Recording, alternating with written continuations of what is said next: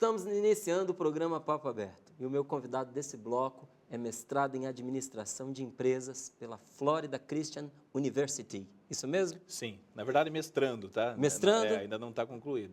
Ah, mas que bom. Sim. Tá a caminho aí, né? Sim. Então você já deve conhecer, já viu o rosto aqui, já ouviu a voz. Ele é palestrante nas áreas de vendas e marketing motivacional, apresentador do programa Desenvolvendo Talentos, é da família Canção Nova, né? Apresenta esse programa pela TV Canção Nova e está lançando o livro Gigantes da Fé, Gigantes da Vida. Seja bem-vindo, Daniel Godry Júnior. Que Muito bom obrigado, é um receber prazer. você aqui, viu? É um prazer estar aqui, viu? Eu gosto muito da Canção Nova e eu tenho uma afinidade pessoal com vocês. É uma honra estar aqui. E a Canção Nova conhece você de família, né? Porque já tem um carinho grande com o Daniel Godry, Sim. não é? Sim. Um carinho grande por você, Daniel Godry Júnior, não é? E esse trabalho que você vem realizando aí, juntamente, num primeiro momento com seu pai, agora Exato. deslanchando aí no seu exatamente. trabalho solo. Queria saber de você, Daniel, em todas as atividades que você exerce, você coloca em prática esses ensinamentos que você recebeu do seu pai?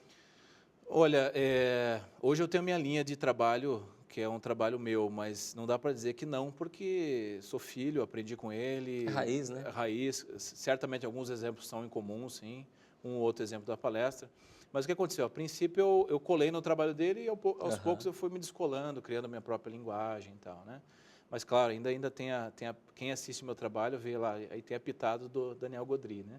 Jeito de ser, jeito de se comportar no palco, tudo isso, com certeza. E o bom é que já começa com experiência, né? Claro. Já tem um respaldo aí de quem já foi abrindo estrada. Não precisa errar, exatamente, não precisa errar de novo no mesmo lugar, né? E já sai na frente também, né? Sai na frente, claro. Sim, não, né? Eu enfrento também muita comparação e muita assim... eu imagino que...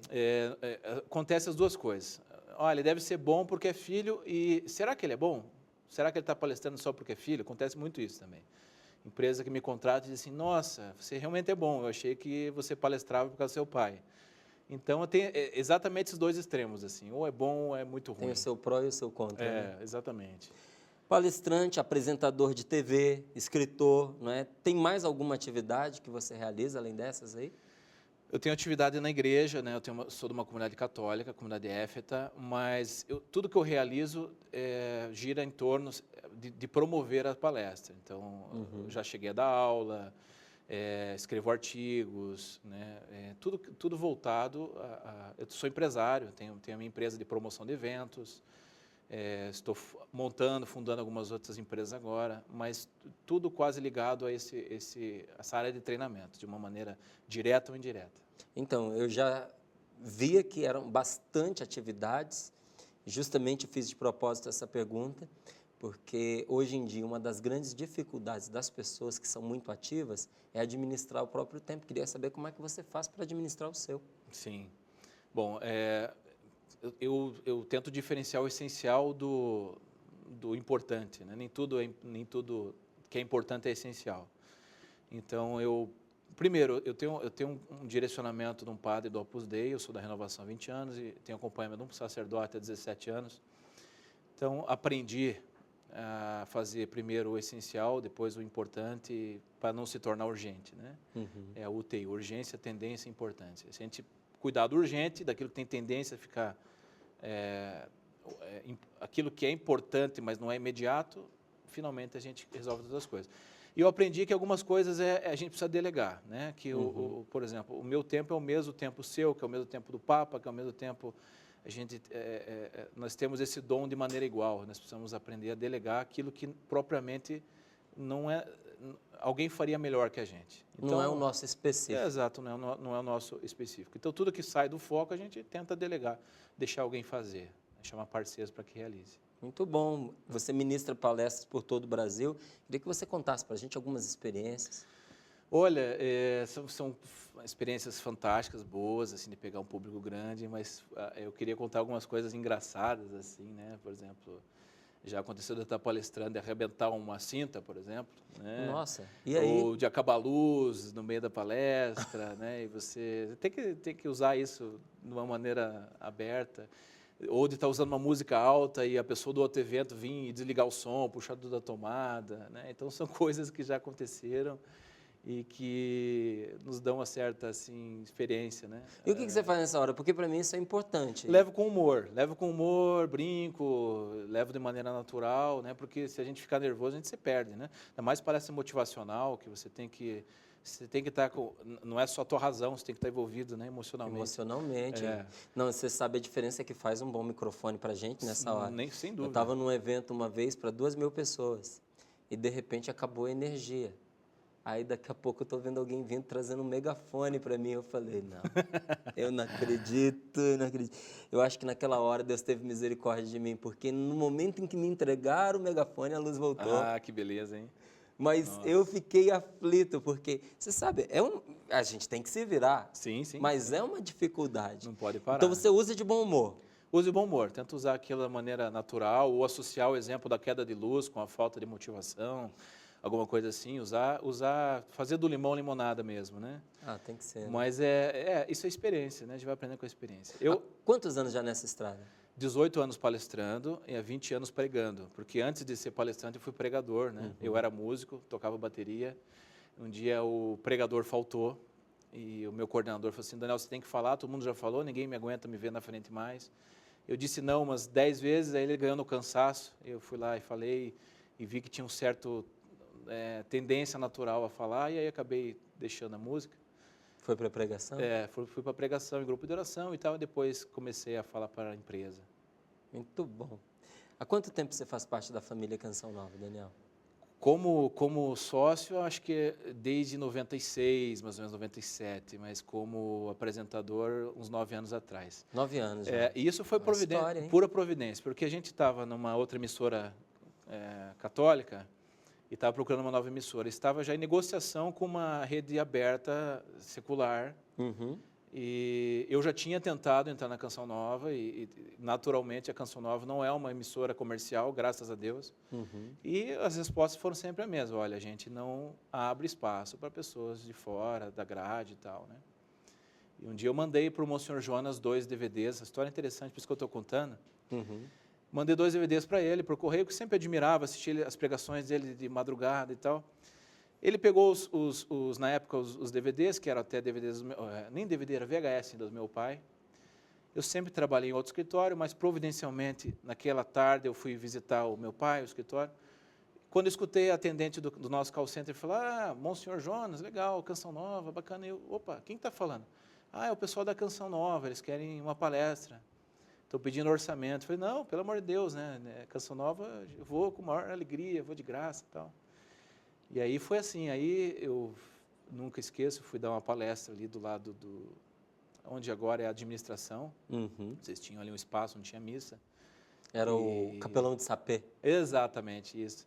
E foi uma felicidade muito grande, fiquei uns 2 dias sorrindo até a orelha, porque eu ia palestrar para o Monsenhor, né? Pouca gente teve essa graça de ver o Monsenhor assistindo o meu trabalho, né? Oxi. Confesso que eu fiquei mais nervoso do que falar para grandes empresas, bem mais nervoso, né? Bem mais. E aí ali o Ricardo Sara, responsável, aconteceu, né? Aí ali o programa aconteceu. Ali o programa aconteceu. Fala um pouquinho para a gente aí, Daniel, sobre o programa que você apresenta todo domingo, não é isso? Sim. Desenvolvendo Talentos. Desenvolvendo Talentos. É um programa voltado principalmente para profissionais, mas também para a pessoa humana, no sentido, fala de motivação, de liderança, de trabalho em equipe, de alta performance, de como trabalhar melhor, porque é óbvio que é Deus quem faz, nós somos apenas instrumentos de Deus, né? Mas já se sabe que Deus age não a partir da natureza humana, Ele age através da natureza humana. Então, nosso trabalho é fazer com que essa ferramenta esteja um pouquinho mais afiada, para que Deus pode tudo, mas eu sempre faço a comparação, né? Você vai fazer uma cirurgia cardíaca com um serrote, você mata o paciente. Por melhor que seja o cirurgião, melhor que seja o cirurgião e o instrumento. Pois é, não é por culpa do cirurgião, mas da ferramenta inadequada. Exatamente. Ou o contrário, né? Vou fazer a cirurgia, vou cortar uma tora, uma madeira com um bisturi, também não funciona. Então, nosso trabalho é fazer as pessoas, através desse programa, olharem para elas mesmas, para descobrir para que eu existo, né? Onde Deus me quer. Como eu posso usar os meus talentos naturais que vêm de Deus para fazer o mundo um pouquinho melhor, né? E o nosso objetivo é que assim chegasse um dia onde as pessoas dissessem assim, claro, vissem o currículo, mas dissessem, você é católico? Sim. Então pode contratar que vai fazer um bom trabalho. Né? Essa separação de trabalho e de oração não deveria existir, e a gente acaba fazendo isso. Né? E graças a Deus, hoje em dia, as notícias que eu tenho é que cada vez mais as empresas desejam no perfil de contratação do seu funcionário que ele seja uma pessoa com espiritualidade Sim. e com algum comprometimento religioso por causa da carga de valores que essa pessoa traz consigo. Você acredita? Exatamente. Acredito. Acredita não, você sabe, né? Acredito, e é importantíssimo, porque são os valores, o caráter que vai definir perseverança, qualidade de comprometimento dessa Porque pessoa. houve um tempo que havia um preconceito, né? Sim. Essa pessoa muito religiosa, não sei, uma pessoa às vezes inflexível nos seus valores, né? Tem aí algumas exigências. Foi começar a colocar de lado esse perfil para sentir a falta deste exato perfil dentro das empresas. Graças hoje, a Deus. Não só uma abertura, mas uma busca disso nas pessoas. Graças a né? Deus, está mudando. E é muito bom ver o seu trabalho consonante a isso daí. Sim. Está sendo boa a experiência do programa, Daniel? Maravilhosa, me realiza muito. Eu tenho um livro chamado Deus Tem um Plano para Você, e o meu coautor desse livro disse uma frase que eu nunca esqueci. Deus não frustra pessoas. Deus quer a nossa felicidade também na nossa vida profissional. Uhum. Né? E antes da minha conversão, eu tinha uns 45 quilos a menos que eu tenho hoje, eu fazia comerciais de TV, meu sonho era imagem e tal. Claro, Deus purificou isso, retificou isso, mas Deus pegou algo que eu já gostava, que era mídia, que era estar, né? E realizou de uma outra maneira, né? Para salvar almas. Eu fico muito feliz com isso. Que bom, e tem realizado um bom trabalho, viu? Obrigado. A gente fica contente, a gente se alegra de poder contemplar essa vitória na sua vida. Amém. Obrigado. Agora você e o José Moreira Guedes Filho resolveram escrever um livro relatando a história de grandes personalidades. Esse livro que está aqui na mesa conosco, né, que traz como título Gigantes da Fé, Gigantes da Vida. Não é? Por quê? Por que vocês resolveram retratar essas personalidades no livro? Legal. Bom, primeiramente um abraço aí para o Juninho da ID, né? Eu não conheço ele profundamente, mas gosto muito do trabalho dele. Bom, o que aconteceu? Me permita pegar um exemplo. Né? Como é que surgiu essa ideia? Essa ideia surgiu em Goiás. Fui para dar uma palestra para uma empresa, foram me buscar de carro, era no interior, e quando eu estava num período de oração pessoal, passei na rua, na BR, eu vi um pequeno fósforo que estava pegando fogo do lado da estrada e dando origem a um incêndio. Né? E eu conversei com o motorista, mas que coisa irresponsável, né? A pessoa jogou aí, né? Vai pegar fogo, vai se alastrar. E aí o Espírito Santo me falou isso ao coração, né? Para começar um incêndio, você não precisa ter muita coisa, precisa ter um fósforo jogado no lugar certo. Né? Então, uns fósforos no lugar certo, com o sopro do Espírito Santo, ele pode incendiar o mundo. E esses são pessoas que eram pessoas, assim, humanamente falando, um fósforo, pessoas pequenas, mas que foram usadas por Deus para fazer grandes transformações. O que esse livro fala? Como o mundo seria pior se os cristãos não tivessem existido. Então, a gente pegou... e aí a ideia começou comigo. Né? Depois eu convidei o Juninho, por ter uma certa simpatia com ele, mas a ideia começou comigo. A gente pegou pessoas, cristãos de diversas áreas. Então, não é um livro só com católico. Tem evangélicos também de várias igrejas. Não é um livro doutrinal, mas que em várias áreas, saúde, educação, pessoas que fizeram fizeram a diferença, foram esse fósforo, né? Eu sempre digo assim, a gente tem duas posições, Márcio. A gente pode permanecer a vida inteira na caixa, e Deus respeita isso, e não esquentar a cabeça, né, e não produzir fogo, ou a gente pode ter a opção de cumprir o propósito para o qual a gente foi criado. Se permitir acender... E se consumir. E permitir que Deus, a partir desse consumir-se, faça grande transformações, coisas grandes. Né? Uhum. O Monsenhor fez isso muito bem. Né? A Canção Nova está aí porque ele se consumiu. Ele teve a coragem de pagar o preço de brilhar. É porque é o preço brilhar. Quando você brilha, você incomoda. Ou você traz admiração, ou você traz inveja. Ou as pessoas querem que você as acenda, ou as pessoas querem que você apague. Né? Então, assim surgiu, a partir dessa ideia surgiu a ideia dos gigantes da fé e gigantes da vida. E como é que vocês dividiram, Daniel, a pesquisa desses gigantes, dessas personalidades? Entre eu e ele? Eu tinha alguns já desenvolvidos e a partir de e-mail, porque o Juninho é de São Paulo, a gente foi falando, tem algum exemplo aí, e a gente foi filtrando. Ele escreveu alguns, eu escrevi outros, tanto da parte espiritual, porque da fé, porque são de igrejas, né, diretamente ligado à igreja. E gigantes da vida é para mostrar que para fazer coisas grandes a gente não precisa ser necessariamente famoso ou necessariamente milionário. O que são os gigantes da vida? São pessoas do dia a dia, pessoas que encontraram uma carteira e devolveram, pessoas que foram fiéis nas pequenas coisas. Pessoas de alma grandiosa, né? De almas grandes, pessoas de almas grandes. Tinha uma mulher que a gente levava a cesta básica para ela, numa invasão de Curitiba, uma comunidade pobre, carente. E quando a gente levou a primeira vez, ela abriu a cesta básica na nossa frente, casa muito pobre. Ela estourou o saco de feijão, pegou um copinho e jogou num pote de vidro. E a gente achou esquisito aquele ritual dela, né? Achamos que ela ia guardar todo o feijão lá. Perguntamos, por que a senhora está fazendo isso? Ela falou assim, porque a partir de hoje vocês vão trazer cesta básica até quando eu precisar, e sempre eu vou separar 10% dessa cesta. Quando isso se completar, vocês vão levar para outra família que está precisando. Então, é esse tipo de exemplo que está nos gigantes da vida, né? Pessoas desconhecidas que, a partir de exemplos de coisas pequenas, podem fazer grandes transformações. Essa é a ideia do livro. Fantástico, né? Quem não tem, tira do que não tem para poder compartilhar. Exatamente. Fala aí para a gente de algumas personalidades que vocês retratam aqui. Legal. E é o motivo desse avião, né? Eu passei um período muito difícil na minha vida, por várias coisas juntas. Fui coordenador de uma comunidade, isso me exigiu bastante. Eu tive um afilhado meu que estava nas drogas na época, reforma atrasada, e meus filhos que não dormiam à noite. E passei um momento muito difícil, um momento de aridez mesmo, profunda. E nesse momento eu estava indo dar uma palestra e pensando, Senhor, será que vale a pena acreditar ainda no ser humano? Aquelas dúvidas que a gente passa, aqueles momentos de fraqueza.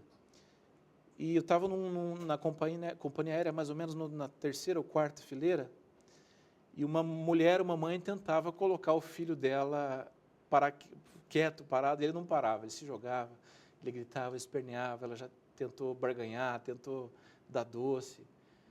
E todo mundo do voo, alguns comentavam negativamente, essa mãe não toma juízo. As aeromoças passavam, a senhora tem que prender ele no cinto agora que vai decolar. E aquela mulher com vergonha, né?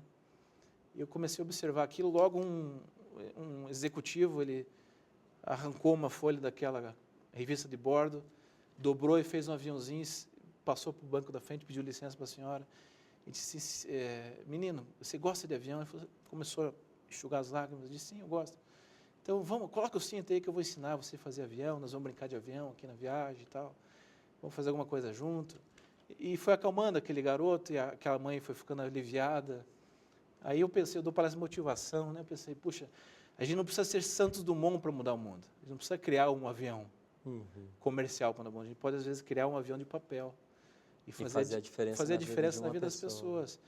E aquele homem não sabe que o maior bem que ele fez não foi para a mulher, foi para o meu coração naquele momento. Enxergar que um pequeno exemplo pode fazer diferença.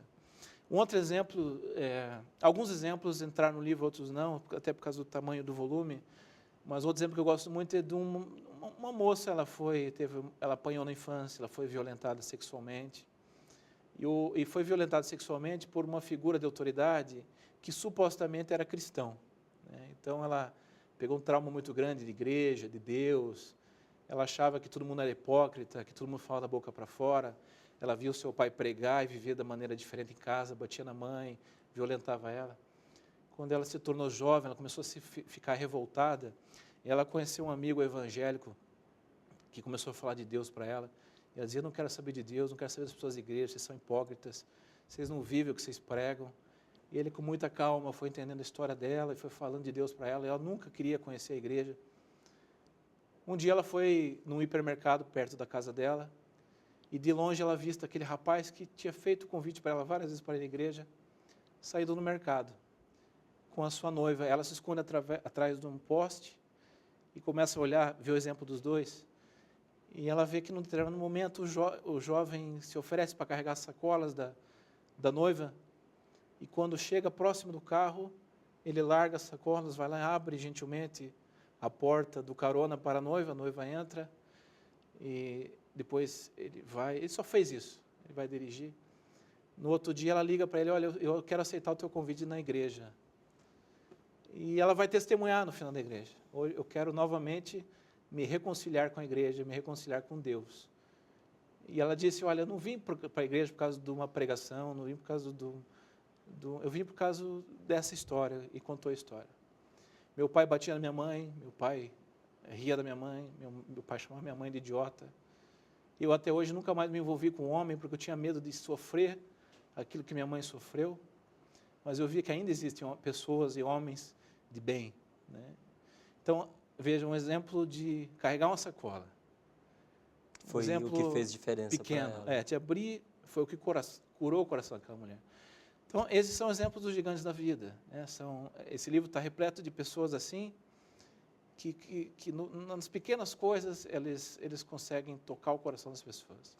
Gente, eu quero agradecer aqui o Daniel Godry Júnior por esse bate-papo tão gostoso que a gente teve. Você deve ter percebido o nosso tempo assim, quase que desapareceu, voou, passou muito rápido, porque nós falamos de um assunto bom, agradável e importante. E a grande finalidade dessa entrevista será respondida de uma maneira especial nesse livro Gigantes da Fé, Gigantes da Vida, porque tem uma pergunta que de propósito ficou para o final, que é como nós podemos fazer para sermos esses gigantes da fé? Está ao alcance de todos. Até agradeço pelos exemplos que você trouxe agora no final, porque são exemplos do dia a dia, são coisas simples, mas que marcam para sempre a vida de uma pessoa. Então, o que fazer para ser um gigante da fé? Você vai encontrar aqui no livro do Daniel Godry Júnior e de José Moreira Guedes Filho, Gigantes da Fé, Gigantes da Vida. Daniel, muito obrigado. Eu que agradeço. Obrigado pela entrevista e obrigado pelo livro. Sem dúvida. Espero que você goste, espero que você leia. Também gosto muito dos seus livros, viu? Obrigado. Parabéns pelo lançamento. E você que está em casa, por favor, acredite, como o Márcio falou algumas vezes, que você tem um chamado por Deus. Você pode fazer, Deus pode fazer através de você. Não olhe para a grandeza do fósforo, olhe para a força do fogo, né? E o fogo do Espírito Santo é forte, pode fazer grandes coisas com pessoas pequenas. Tem no livro Camilo de Leles, que foi um homem viciado em jogo, foi um homem que perdeu tudo em jogo, foi um homem que foi expulso do exército, foi expulso do hospital, por mau exemplo, por mau conduta, e que se tornou um grande homem, que fundou a companhia dos servos, dos enfermos, os camilianos que estão presentes no mundo inteiro, fez uma grande diferença no mundo. Então não desista, porque Deus não desistiu de você. Até a próxima. Está dito e muito bem dito. Estamos terminando mais um bloco do programa Papo Aberto. E para você que é ou foi um gigante, compartilhe conosco facebook.com/Papo Aberto. E não podemos ir para o nosso intervalo sem antes falar da promoção Casa Nova, Canção Nova e muito mais. Dia 30 agora é o primeiro sorteio. Você já adquiriu o seu DVD da promoção? Não? Então não perca tempo. Esse ano serão sorteadas 2 casas mobiliadas e 2 carros 0 km. E para participar, você já sabe, é só adquirir o DVD da promoção, preencher o cupom que vem dentro do DVD e enviar ou cadastrar ou depositar na urna em uma de nossas lojas. E você sabe que além de concorrer a prêmios, você também ajuda a Canção Nova a fechar os 100% pela evangelização. Participe! Nós voltamos já, não saia daí.